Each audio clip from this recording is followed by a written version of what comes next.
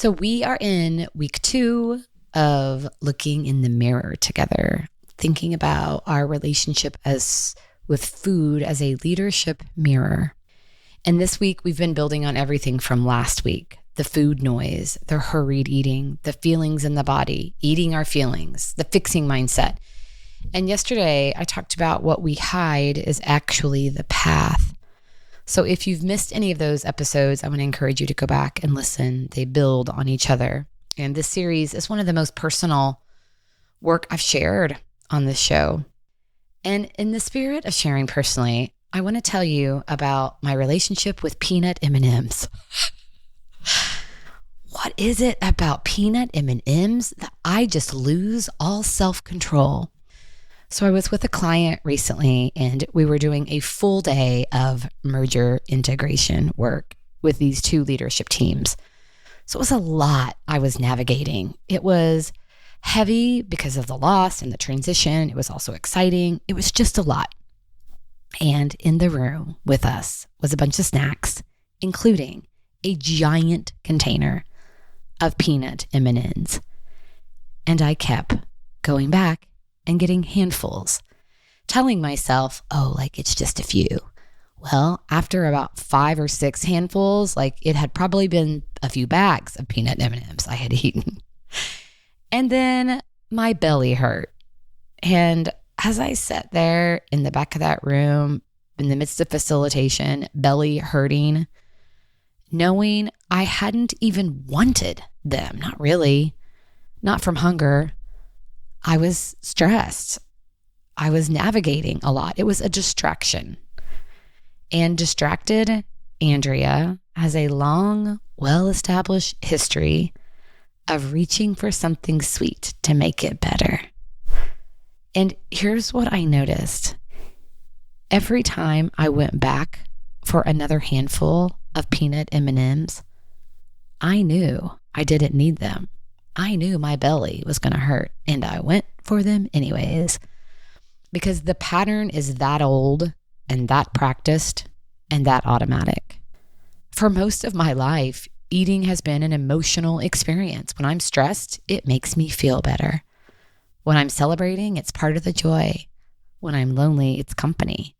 When I'm anxious, it's something to do with my hands. Food has been woven into every emotional state I have.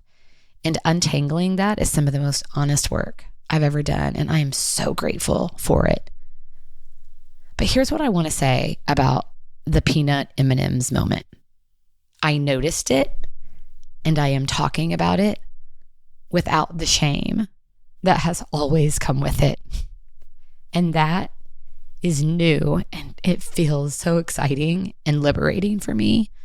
Because the old version of me would have gone back and moved on without a second thought, or gone back and then spent the rest of the day in a shame spiral about it.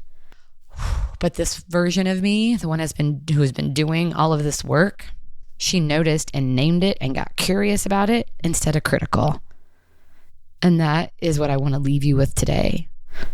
Quit letting who you were talk you out of who you are becoming.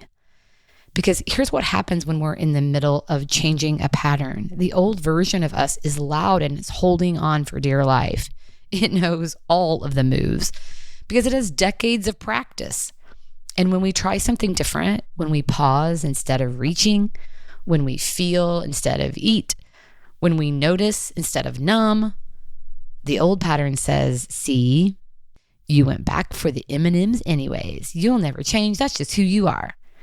And that voice is a freaking liar. It's lying to you. Going back for the M&Ms and noticing it, that is not failure. That is the work. As my friend Rebecca Hawkins says, the practice is the practice. That is exactly what growth looks like from the inside. And I'm so proud of myself.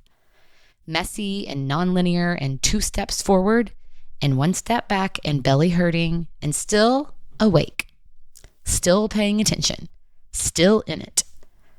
Who you were is not who you are becoming. And the fact that the old pattern still shows up doesn't mean the new one isn't forming.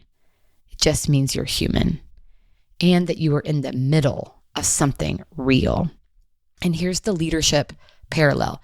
Every single leader has old patterns, ways of responding under pressure that were formed long before they were in the leadership role they're in. And when you're trying to lead differently, with more presence, with more vulnerability, more from your values, the old pattern is going to show up. Of course it is. You are going to go back for the M&Ms sometimes. You're going to react when you meant to respond. And in those moments, don't let who you were talk you out of who you're becoming. Notice it, name it, get curious instead of critical, and keep going. That is the whole practice. The practice is the practice. So here's your reflection for today. Where is an old version of you showing up right now in your relationship with food, with yourself, with your leadership? What would it look like to notice it with curiosity instead of judgment? You are not your old pattern. You are what you are becoming, and you are further along than you think. What a great way to take care of yourself and ultimately each other.